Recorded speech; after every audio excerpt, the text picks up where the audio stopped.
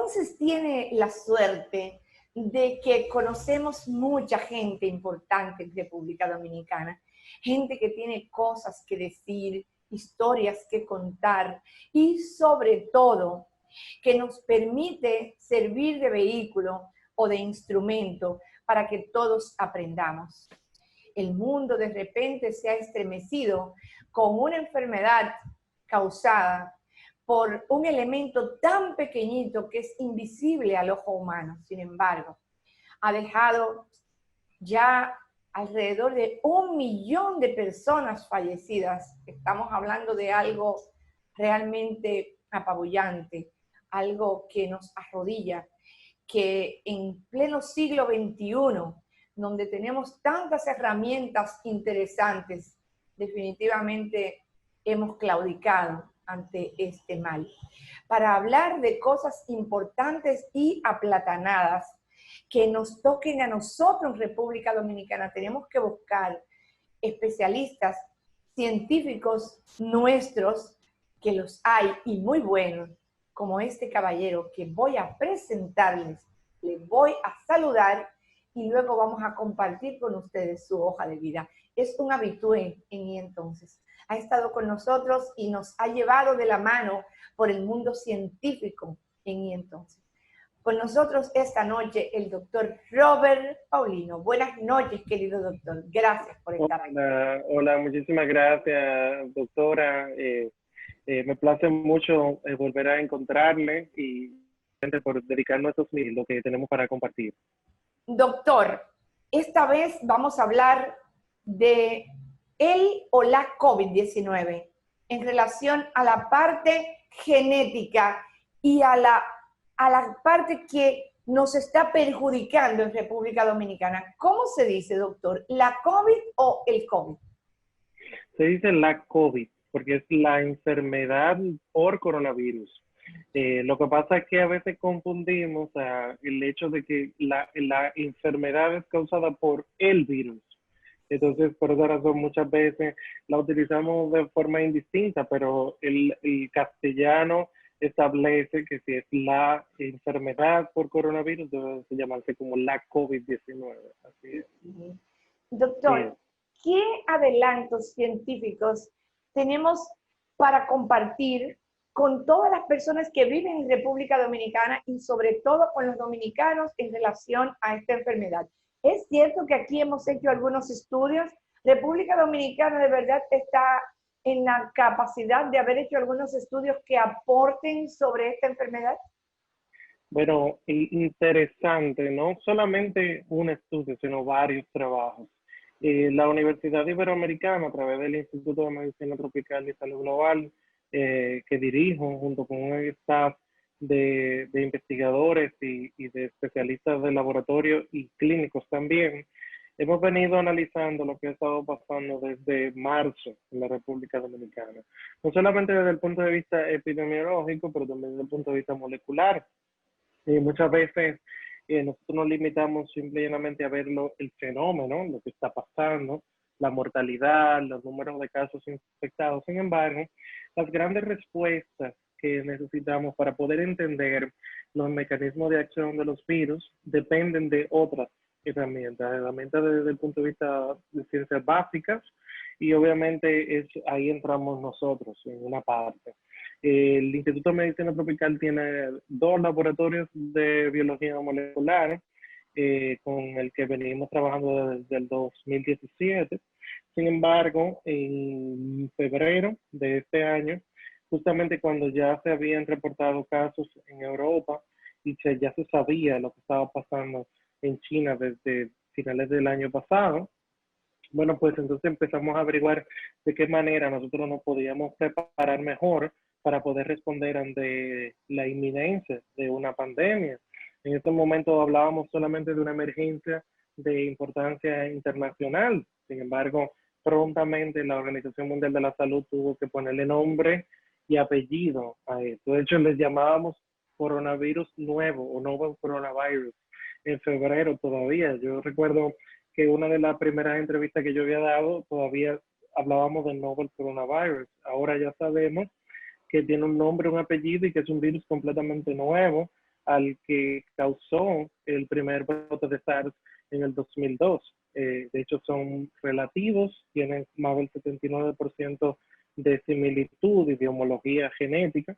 Entonces, ¿qué pasa? El gobierno chino, el laboratorio de virología de la ciudad de Wuhan, hizo algo que en la historia de las pandemias no pasa muy frecuentemente. Y eso que usted decía al principio, de caray, tenemos tanta información, tenemos tanto conocimiento, tenemos tantos adelantos, y sin embargo la humanidad está de rodillas ante un patógeno con una estructura genética tan simple, algo que ni siquiera es tangible, no lo podemos ver. Sin embargo, los científicos inmediatamente supieron que estaba pasando algo completamente nuevo, le pusieron manos y pudimos tener una secuencia completa del virus en un mes y medio, casi 2 meses. O sea, a secuenciar el SARS-1, que fue el causante de la primera epidemia de deficiencia de trastornos respiratorios en el 2002, tomó cerca de 4 o 5 meses, es decir, que hemos avanzado bastante. Esa secuencia específica es lo que nosotros utilizamos como si fuera marco de referencia. A eso se le llama la secuencia naive o secuencia virgen. Virgen porque es la primera que sabemos, es la primera que conocemos, y a partir de ahí nosotros podemos establecer la ruta de cambio genético que puede tener un virus en específico. La influenza nos ha enseñado a nosotros, año tras año, que cambia su estructura, y por esa razón se tienen que construir vacunas diferentes cada año, y tenemos que revacunarnos cada año porque el virus simple y llanamente cambia. En el SARS-1 no pasó eso no ocurrió. Pero en la familia Coronaviridae, que es a la que pertenece el SARS-2, el causante de la COVID, su característica genética hasta esta pandemia se mantenía circulando en el medio ambiente, transmitiéndose de persona a persona muchos coronavirus que son causantes de resfriado común. Sin embargo, la verdad es que molecularmente no cambiaban tanto. Sin embargo, en el SARS-1 se vio un cambio. Lo que pasa es que el gobierno chino en ese momento, y canadiense también, porque los brotes se reportaron en Toronto, en Canadá también, pues fortalecieron su sistema de contact tracing y frenaron la transmisión. Y por esa razón, en ese momento se pudo contener la transmisión y no hubo lo que pasó con este virus. En este caso, hemos tenido una expansión que si la queremos poner en un mapa, podríamos ir viendo cómo se ha ido moviendo, ha ido saltando. Obviamente vivimos en un mundo más conectado que en el 2002. China ya está abierta al mundo. Y bueno, eso permitió que saliera de una forma rápida. Esta secuencia de Wuhan llegó a Europa. Se estima que fue a finales de diciembre. En algunos países como Francia se ha pensado que tal vez llegó en noviembre, inclusive, o sea que llegó muy temprano. Sin embargo, su dimensión se pudo ver entre enero, febrero y marzo, que fue cuando nosotros empezamos a tener nuestros primeros casos de este lado del mundo. En Europa lo que pasó fue que hubo una expansión y una amplificación de la transmisión del virus. Pero esa amplificación estuvo relacionada con cambios moleculares en el virus. O sea, el virus cambió su forma, cambió su expresión, su fenotipo, como él se ve por fuera, y eso nos permite entonces separar o ir viendo esa variabilidad, cómo se ha ido dando desde China hasta nuestro continente. Cuando llega a la República Dominicana, nosotros tuvimos nuestro primer caso confirmado el 1 de marzo. Estos primeros casos ocurrieron, si usted lo recuerda, de forma explosiva. O sea, nosotros tuvimos los casos en la provincia de Duarte, el Distrito Nacional, y de repente en una semana estaba todo el mundo necesitando una prueba para COVID, pero resulta que no teníamos cómo hacerla. Entonces, las primeras muestras que nosotros procesamos en la República Dominicana juntos con una colaboración al laboratorio de referencia, pudimos salvarla. O sea, esa es la importancia del ver no solamente un diagnóstico, sino la posibilidad de brindar conocimiento a partir del trabajo que estamos haciendo. Entonces, nuestro laboratorio pudo tener los equipos que necesitábamos para amplificación entre marzo, abril de este año, y eso nos permite también nosotros hacer los procesos para la habilitación del laboratorio y poder empezar a recibir muestras de diferentes localidades. Hoy día, nosotros hemos recibido y hemos procesado muestras del país entero, o sea que tenemos ya un mapa completo de muestras del país completo. ¿Qué hicimos? Conversamos con el departamento con los representantes del consulado de Italia a través del Ministerio del Exterior, y eso yo creo que es prudente porque la verdad que fue a través de una conexión con el Estado que pudimos lograr esa colaboración. El Laboratorio de Biotecnología de Trieste, le escribimos, le dijimos, mira, nosotros tenemos la capacidad de poder secuenciar el virus. Sin embargo, nosotros no tenemos la tecnología suficiente para validar nuestros resultados con pares o con muestras que sean de otro lugar, es decir, las muestras de referencia. ¿Por qué? Porque las muestras que llegaron o las personas que llegaron infectadas a República Dominicana vinieron de Europa, o vinieron de Italia. Entonces nuestras referencias tenían que ser obviamente de Europa, y nos dijeron, bueno, si ustedes pueden, si ustedes tienen la capacidad, bueno, pues sí, lo podemos hacer.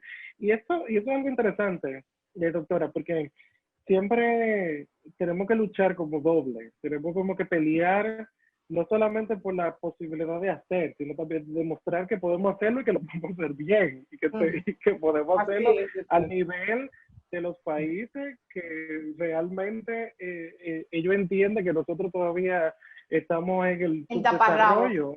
Sí. Exactamente, entonces es como un doble pleito. Y bueno, hicimos las extracciones, seleccionamos muestras de diferentes momentos de la pandemia iniciales, nos quedamos solamente hasta mayo, junio, porque teníamos que acelerarlo rápido, queríamos tener resultados rápidos de lo que estaba pasando en República Dominicana. Y bueno, pudimos hacerlo y lo pudimos comparar.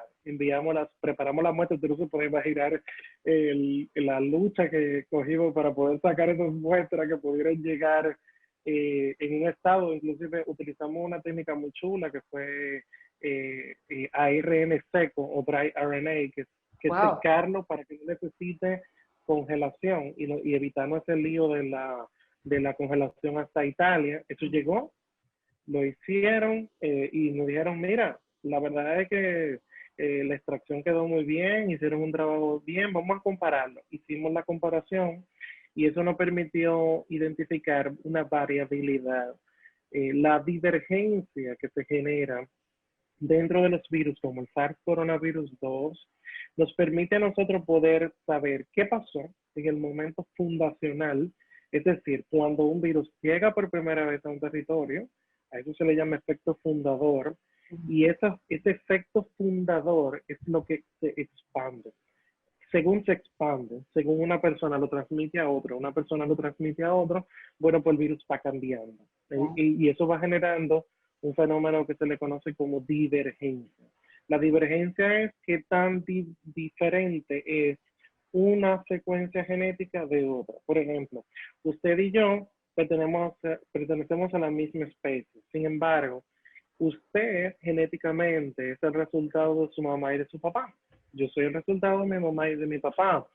Pero esa información de mi mamá, de mi papá, al cruzarse genera un individuo completamente diferente a ellos dos. De hecho, mi mamá y mi papá no son compatibles conmigo. Entonces, los virus permiten, o sea, la genómica nos permite ver cómo ese virus va cambiando. La divergencia que nosotros encontramos entre las secuencias de Wuhan y República Dominicana, estamos hablando desde China hasta aquí, es de un 6 a un 11% en algunas de las muestras que analizamos. Es decir, que si bien es cierto, no se ha podido establecer cuál es el rol específico que puede tener ese cambio mutacional dentro del genoma del virus, sí sabemos que hay secuencias o mutaciones que están relacionadas con genomas particulares. Por ejemplo, en alguna de las muestras que nosotros analizamos encontramos una mutación que se conoce como D614G, que es simple y llanamente un aminoácido D por otro aminoácido G cambiado, una mutación en una región 614 del genoma completo. El genoma del SARS coronavirus 2 está compuesto por 30.000 pares de base, es decir, que es muy simple. El ser humano tiene 300.000, es decir, que es un disparate comparado con nosotros. Pero mire cómo nos ha puesto a todos, vaya disparate. Si fuera más grande, sabes yo qué hubiese pasado. El asunto es que esta mutación ha estado relacionada con un aumento en la transmisibilidad. Es decir, que cuando se ha encontrado circulando en algunas poblaciones, en Europa pasó eso, la expansión de la transmisión es muy grande. Y eso explica por qué en el fenómeno de la provincia de Duarte, en San Francisco de Macorís, una vez que llegó un efecto fundador en la provincia, todos recordamos el desastre que epidemiológicamente se armó en la provincia de Duarte. Entonces eso explica, esa mutación explicaría eso. Sí, inclusive podríamos hacer análisis específicos y secundarios de si realmente esa mutación tal vez tenga un rol específico en la criticidad. Es decir, la mortalidad de la provincia de Duarte es la mortalidad más alta que nosotros tenemos del país entero. Pero no hemos podido realmente establecer si eso se debe a una razón específica o si fueron factores demográficos específicos de San Francisco de Macorís. Igual pasa en el Distrito Nacional. Lo que pasa con el Distrito Nacional es que el efecto fundador, que también fue proveniente de Italia, el caso de nuestro amigo italiano que tuvo recluido en el hospital Ramón de Lara por tanto tiempo, curiosamente también tuvo una expansión de la misma manera y muy contagioso. Ese ha sido uno de los primeros trabajos que pudimos ir avanzando. Eso nos permitió registrar la secuencia en el repositorio internacional de genomas, el GISAID. El GISAID se creó para una colaboración internacional para la influenza, curiosamente. Como la influenza cambia tanto, bueno, pues todos los investigadores a nivel mundial pueden subir las secuencias de la influenza. Entonces, los coordinadores de la plataforma diseñaron que también se pudiesen compartir otras secuencias de otros patógenos. Ahí está también el MERS, ahí está el SARS, está Zika, está dengue. Entonces, ¿qué pasa? Que una vez que yo registro una secuencia particular, esa secuencia particular lleva el nombre del lugar donde se hizo la secuencia y quiénes fueron los investigadores. Y por ejemplo, usted, si está trabajando con una vacuna, puede tomar esa información que yo compartí con los demás científicos y decir, ah, mira, en República Dominicana se movió el virus de tal y tal manera, o sea, cambió. Quiere decir que tenemos que tener en consideración porque tal vez esa mutación puede afectar nuestro diseño experimental y nuestra vacuna particular. Entonces, esa es la parte interesante de la ciencia, poder compartir el conocimiento. Cuando alguien me decía, ¿y qué pasa entonces? Ya los rusos tienen una vacuna. Le dije, bueno, no sé de qué vacuna tú me estás hablando, porque no he visto ninguna publicación científica acerca de esa vacuna. Entonces, cuando los rusos compartan su información, yo la pueda reproducir, entonces eso me permite uno de los principios fundamentales de la ciencia, la reproducción del conocimiento. Entonces, los científicos ahora tienen que citar a los dominicanos en su análisis de secuencias, y esa secuencia tiene el nombre de nuestro país y tiene el nombre de nuestra institución. De hecho, el nombre completo de la secuencia, como una colaboración, es República Dominicana, Instituto Universidad Iberoamericana y Instituto de Biotecnología. Entonces eso nos permite y permite a los demás saber que aquí también nosotros hacemos y producimos conocimiento. Ya hemos ido trabajando con otras líneas, de hecho desde el principio también, analizando la presencia de anticuerpos circulando en la República Dominicana para un corte hasta julio de este año, que es cuando de hecho se espera que se realicen los estudios de cero prevalencia. Ese estudio ya fue aceptado en una revista indexada. Debe de estar disponible porque el proceso de revisión es un poco lento cuando son revistas de muy alto impacto, pero ya fue aceptado. Tenemos dos trabajos más, uno explorando las características celulares que son causadas por el coronavirus en tejido, en necropsias que se realizaron. De hecho, en otro país solamente se hicieron dos, creo, no creo que se hayan hecho más de dos casos, y nosotros pudimos trabajar junto con el laboratorio de forense para analizar ese tejido y ver qué es lo que pasa, cuáles son los cambios que ocurren y que pueden provocar mortalidad en ellos. Y ahora estamos trabajando con dos investigaciones más. Una, ampliando las secuencias o el estudio genómico en otras provincias, principalmente en la frontera, porque a todo esto hemos tenido una distribución muy homogénea de la transmisión en casi todas las provincias. Hemos tenido brotes en diferentes provincias de forma simultánea. Sin embargo, en la frontera no hemos visto eso. Entonces, hay cosas en las provincias fronterizas que nosotros no estamos entendiendo desde el punto de vista epidemiológico. Entonces, hemos podido ir extrayendo muestras para entonces secuenciarlas y ver qué es lo que pasa ahí, es que el virus cambió y se dañó.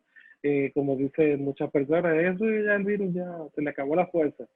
En realidad no, eso no tiene nada que ver con eso, pero genéticamente hablando puede ser que haya algún cambio que realmente tenga una influencia en eso. Y también la tasa de transmisibilidad por un factor que nosotros vemos en el laboratorio que se llama CT, o cycle threshold. El cycle threshold es la carga viral, o sea, la cantidad de virus que una persona puede tener en una muestra que se le colecte. Por ejemplo, si yo le tomo una muestra nasofaringea, pues yo puedo estimar cuántas partículas virales están presentes en esa muestra y saber cuál es el rango de infecciosidad que puede tener una persona o no en un momento determinado de su diagnóstico.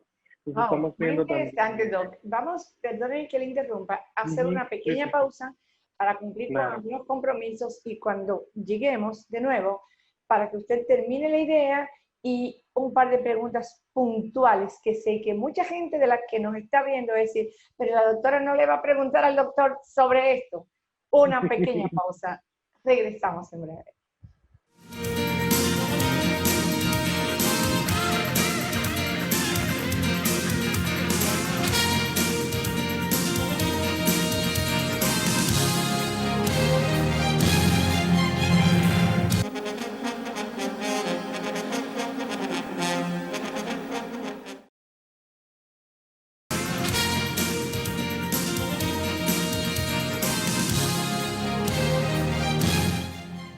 Continuamos con el doctor Robert Paulino Martínez. Qué bueno que la Universidad Iberoamericana tiene toda una escuela de medicina tropical, porque hablamos con científicos nuestros, señores, que nos están diciendo la cosa de una manera tan sencilla, y esto es fruto de la investigación, de la academia, de todo este grupo de dominicanos y algunos extranjeros, sé que sí, que han aunado esfuerzos para que nosotros podamos decir presente a nivel científico en el mundo y aportar lo que República Dominicana ha podido investigar en relación a la penetración de esta patología en nuestro país y de cómo ha evolucionado. Doctor, continúe con su idea, por favor. Sí, así mismo es. Mira, mientras le escuchaba, recordaba la importancia que ha tenido el hecho de poder creer en los recursos. Eh, en el 2013, 2012, perdón, se reportaron unos casos de otro coronavirus, el MERS, en Corea del Sur. Y Corea del Sur, el gobierno de Corea del Sur, hizo una inversión a futuro, hizo una inversión enorme en el equipamiento, no de los laboratorios de diagnóstico, sino en los laboratorios de investigación. Y es justamente eso. Yo entiendo que si bien es cierto, todavía tenemos que dar tenemos que hacer mucha inversión, porque la investigación cuesta, y más cuando investigamos para el futuro, para poder prepararnos mejor. Bill Gates se ha pasado muchos años diciendo y enfatizando la importancia de poder prepararnos para una próxima pandemia. Señores, estamos viviendo algo que la humanidad o nuestra especie tenía muchos años sin experimentar. Hace más de 100 años habíamos experimentado algo así con la influenza española, pero no, tenemos que entender que esto va a volver a ocurrir, que nosotros vivimos en un mundo tan interconectado, que los cambios climáticos están provocando cambios en nuestro planeta que facilitan que los patógenos cambien muchísimo. Entonces, tener una infraestructura dedicada a la investigación, encima de todo, poder contar con acuerdos específicos como el que la universidad pudo lograr en el medio de esta pandemia con el Ministerio de Economía y también el Servicio Nacional de Salud, y de hecho el gobierno central también, que nos apoyó muchísimo en poder poner una infraestructura que, si bien es cierto, queremos que se realicen pruebas, queremos que se realice diagnóstico, pero que también nos permita generar la infraestructura necesaria para prepararnos para el futuro. Y Corea hizo inversiones como esa para que en el futuro cercano no les volviera a pasar. Y mira, ahora ellos pudieron, uno de los ejemplos de mejor manejo de la pandemia estuvo curiosamente en Corea. Entonces, nosotros debemos de copiar y ver este reflejo en nosotros, aprender de este proceso y colaborar entre nosotros. La ciencia dominicana se ha acostumbrado mucho a transferir muestras y que otro publique. Nosotros tenemos que aprender a también a producir nuestro propio conocimiento. Una de los trabajos que estamos haciendo justamente ahora, que hemos explicado, es analizar cómo se va comportando la cantidad de virus dentro de la población, cómo se va comportando la carga viral, que es como nosotros le llamamos en virología. La carga viral ayuda mucho a poder entender qué va a pasar en el futuro, cercano y a largo plazo. Cuando estábamos en las restricciones iniciales, que estábamos planeando las fases, fase 1, fase 2, ahí nos quedamos en la fase 2, no nos pudimos mover a ninguna otra fase. Que los gimnasios se deben de abrir. Mira, lo que pasa es que si tú tienes una positividad, es decir, que de tantas muestras que tú estás procesando, el 30% está saliendo positiva, tu carga viral comunitaria es muy alta. Y eso fue un fenómeno interesantísimo. Nosotros pusimos a prueba la ciencia. En Puerto Plata, cuando la situación del peregrino pasó, todos pensamos desde el punto de vista epidemiológico que iba a ser el acabose, una catástrofe, y que iba a pasar una catástrofe. Sin embargo, Puerto Plata había estado teniendo una reducción debido a las restricciones y debido a las intervenciones que había hecho ya el gobierno central en la provincia, previo a, justamente por lo que ya había pasado en la provincia de Duarte, pues la carga viral en la comunidad fue bajando. Y cuando tú ves el número de positividad que habían tenido las semanas previas a lo del peregrino, te das cuenta que en realidad en Puerto Plata la cosa iba bajando, que ya se iba controlando bastante. Y obviamente el peregrino tuvo un fenómeno, aumentaron los casos, pero se controló bastante porque se hicieron intervenciones comunitarias específicas. Es decir, que en el momento en el que ocurrió eso, la carga viral en la comunidad era baja. Ahora tenemos que ver si realmente nuestra positividad responde solamente a la transmisión, o sea, de persona a persona, si tal vez tiene que ver con el número de la carga viral que cada persona positiva está teniendo. Hemos estado observando en el laboratorio que la carga viral de las últimas personas que nos llegan desde hace como 3, 4 semanas es muy alta. Es decir, que son personas que tienen una carga viral muy alta. Es decir, que si bien es cierto, tal vez la gente ha ido aprendiendo un poco y se ha ido tal vez quedando en su casa, también hay que entender que las restricciones tienen su impacto. O sea, el virus no solamente sale de noche, sí, lo sabemos. Sin embargo, nosotros los dominicanos socializamos de noche y nos gusta mucho socializar de noche. Entonces, si tú tienes una persona que es altamente contagiosa, transmisible, pues tú vas a tener durante la noche la posibilidad de que se expanda más. Entonces, ahora tenemos que ver cómo se va a ir comportando en los próximos meses esa dinámica de ¿Usted tráfico. cree, doctor, que habrá rebrote en República Dominicana o tal vez por la experiencia de otros países podamos por fin aprender y no haya rebrote? Hoy yo leía un análisis sobre el rol de la disciplina de las poblaciones frente a las pandemias. Y la verdad es que si le vamos a poner un adjetivo a nuestra población en este momento, que es una población muy indisciplinada.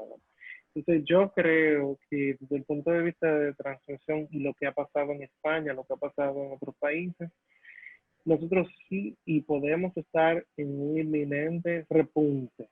No una ola, no una segunda ola, pero sí un repunte de los casos y que se estresen de nuevo los sistemas de salud. Yo le decía a un colega, sí, yo entiendo, yo sé que estamos cansados, yo sé que desde el punto de vista psíquico, estar en una casa aislado, no poder visitar a tus familiares adultos, es un poco difícil. Sin embargo, tenemos que entender que el servicio de salud, los prestadores de salud, todos, los médicos, las enfermeras, los analistas, los psicólogos, tenemos 6 meses peleando contra esto. Entonces el personal está exhausto, el personal necesita descansar un poco, pero no le estamos dando las posibilidades para que eso ocurra, porque estamos comportándonos todo lo contrario. Entonces, eso puede tener su impacto y sus repercusiones negativas. La única salida que tenemos ahora mismo para poder controlar de una manera eficaz a la transmisión es prevención. ¿Por qué? Porque no tenemos una vacuna y no podemos infectarnos todos. De hecho, desde el punto de vista de la disponibilidad de una vacuna en el momento que podamos tenerla, tampoco podemos asegurar que vamos a poder proteger a todo el mundo. Vamos a tener que priorizar a las poblaciones de mayor riesgo.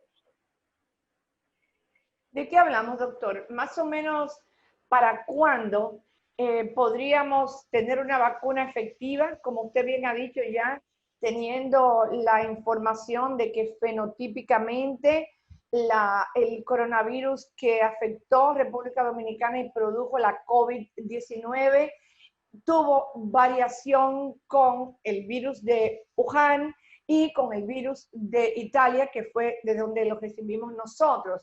Entonces estamos hablando de que no vamos a decir que es una vacuna a la medida de cada población, pero sí tendrá que haber diversas vacunas que se ajusten a la población Sí. nuestra. ¿De qué hablamos científicamente, doctor? ¿Usted cree que tal vez para el 2021 República Dominicana puede estar disfrutando de los beneficios de una vacuna o tal vez tengamos que esperar al 2022? Mira, la carrera para tener una vacuna que pueda funcionar va bastante rápida. De hecho, esa es otra de las cosas positivas que hemos podido tener científicamente, es que como nunca hemos tenido la posibilidad de tener vacunas. Sin embargo, también hemos aprendido de vacunas anteriores que por la prisa, por saltarnos los pasos, por saltarnos las fases, hemos puesto vacunas que en realidad cuando las utilizamos no funcionan. Eso ya nos pasó en el 2009 con la H1N1, que creímos por la premura de que teníamos ya una vacuna disponible, empezamos a vacunar a las personas entendieron y ya, que la vacuna ya estaba funcionando, que ya no había nada más que hacer. Y hoy todavía tenemos casos de H1N1. Quiere decir que lo convertimos en parte endémica de nuestros países. Entonces, con el SARS-2 no podemos cometer ese error. sí queremos y urge tener una vacuna, pero tenemos que estar seguros que esa vacuna es segura y que es eficaz. Que son dos características fundamentales para poder decir que una vacuna en realidad va a poder ayudarnos a prevenir completamente la transmisión. Entonces, teniendo eso en mente, más la cantidad de vacunas que ya están en fase 3, yo entiendo que nosotros vamos a tener probablemente una vacuna que pueda ser probada en fase 4 para final de este año, principios del año que viene. Y principio del año que viene significa que cuando se empiece a utilizar no necesariamente significa que va a estar distribuida de forma homogénea en todos los países del mundo. Que eso probablemente nos tome a nosotros hasta mediados del año que viene para nosotros poder tenerla disponible en la República Dominicana. Por esa razón, y eso yo creo que tu público debe de tenerlo bien claro, señores, no podemos pensar que vamos a basar nuestras estrategias de reducción de la transmisión con una vacuna por el momento. Tenemos que entender que solamente tenemos medidas de prevención que han demostrado ser eficaz, pero lamentablemente una vacuna no va a estar en el arsenal de prevención por ahora. Tenemos que entender eso y yo sé que todos los países están haciendo lo mejor. Sé que quienes nos dirigen también tienen mucho interés de que una vez que tengamos una vacuna se distribuya. Sin embargo, eso no puede ser una promesa de campaña ni una promesa del gobierno. ¿Por qué? Porque eso tiene unas implicancias, como le dice una amiga mía, unas implicaciones económicas, pero también de implementación. Y llevar una vacuna desde el laboratorio hacia la población de manera general, tenemos que priorizar. Y obviamente vamos a priorizar a las personas que más riesgo tienen, que son las personas más adultas, que son las personas que tienen comorbilidades. Entonces yo creo que teniendo eso en cuenta, tal vez el año que viene a finales estaremos los de menor riesgo, tal vez ya teniendo la vacuna disponible. Mientras tanto, tenemos que reinventarnos como especie, tenemos que reinventar nuestro sistema educativo, tenemos que reinventar nuestro sistema de provisión de salud, tenemos que reinventar hasta la distribución del presupuesto general de la nación. ¿Por qué? Porque ahora ya hay un elemento que hace que los planes que yo tenía hace un año pues cambien. Ya tenemos inclusive hasta el turismo y todo lo demás tienen ya que reinventarse. Así mismo Entonces, es. eso es lo que la ciencia hasta ahora puede hacer por nosotros. Doctor, muchísimas gracias. Aún abusando de su tiempo, me gustaría que en un minuto usted le mandara un mensaje a aquellas personas que han padecido del SARS-CoV-2, o sea, de la COVID-19, y que pues pueden decir, bueno, ya a mí me dio, no hay problema, ya estamos completamente libres de enfermedad y ni me voy a enfermar de nuevo, ni voy a enfermar a más nadie, así que ya yo no me tengo que cuidar. Un mensajito para ellos y muchísimas gracias, Breve. doctor, por estar aquí. Lo primero que debo de decirle, aclararle, es que aunque usted se haya infectado, no hay ninguna información contundente que asegure que a usted no le va a volver a dar. Eso es lo primero. Lo segundo es que sabemos ya por algunos casos de que la inmunidad se puede ir perdiendo a través del tiempo, que no ocurre de una forma rápida, pero sí va disminuyendo. Nosotros estamos monitoreando con algunas muestras que hemos ido analizando el cómo se va comportando el porcentaje de anticuerpos en una persona que haya tenido la infección a través del tiempo, si va disminuyendo. Y bueno, lo que hemos visto es que hay un 2% de disminución 35 días después, o sea, ciclos de 35 días. Eso significa que probablemente dentro de unos 6 meses, pues esa persona puede tener el riesgo de volverse a infectar. Por lo tanto, la mascarilla, yo sé que a usted no le gusta, pero hay que seguirlo usando. Yo sé que a usted no le gusta no estar haciendo coro con sus amigos, pues tiene que dejar de hacerlo. Y si no, yo le digo siempre a la gente, no es distanciamiento social, es distanciamiento físico. Usted y yo, aunque usted entre en su oficina, yo estoy en la mía, estamos haciendo contacto social, estamos socializando. Lo que pasa es que lo estamos socializando sin forma física, sin contacto físico. Entonces, bueno, pues tenemos que reinventarnos, tenemos que tratar de reducir la mayor posibilidad de hacer aglomeraciones. Todavía no vamos a poder hacer conciertos, todavía no deberíamos de estar haciendo juntes, ni bodas, ni celebraciones muy grandes. ¿Por qué? Porque usted pone en riesgo a los que más pueden ser afectados. Aunque usted no tenga síntomas, usted puede transmitírselo a la persona que sí puede desarrollar síntomas. Entonces yo creo que ahí es donde está la clave fundamental de lo que tenemos que aprender de esta experiencia única. Wow. Muchísimas gracias, doctor. Doctor Robert Paulino Ramírez. Señores, hablamos de científicos dominicanos que nos están explicando las cosas como son. Doctor, de nuevo, muchísimas gracias por estar en entonces y vamos a durar menos que la otra vez, menos de 2 años, para volver, por favor, a tenerlo con nosotros. Muchísimas gracias. Así será, un grandísimo placer. Buenas Muchísimas noches. Gracias por la invitación. Un abrazo, Bye. doctor. Chao. Buenas noches. Gracias encarecidas al científico dominicano, doctor Robert Paulino Ramírez. Es el director del Instituto de Medicina Tropical y Salud Global de UNIBE. Qué bueno que los jóvenes dominicanos tienen cada vez más oportunidades. Luchemos por eso, porque en esa medida diariamente República Dominicana se seguirá convirtiendo en un mejor país. Ustedes ven que en este caso Dominicana podrá aportar al mundo estudios, investigación que van a estar escritos en los anales de la historia reciente para que nosotros podamos enfrentar o nuestras generaciones venideras puedan enfrentar a las próximas pandemias que se presenten y que no tengamos que estar tal vez arrodillados como lo ha estado el mundo ante este SARS-CoV-2 con su enfermedad, la COVID-19. No se olviden de que tenemos una tarea. Diariamente tenemos que aportarle a los demás para ser cada día mejores. Cada uno de nosotros tiene que aportarle a los demás. El día que usted no haga algo positivo, déjelo como tarea pendiente para la próxima vez. ¿Quién sabe si tan solo un momento de atención, una sonrisa, un saludo podrían significar la diferencia para ese ser humano que podría estar viviendo un momento muy especial? La próxima semana de nuevo y entonces buenas noches y muchas bendiciones.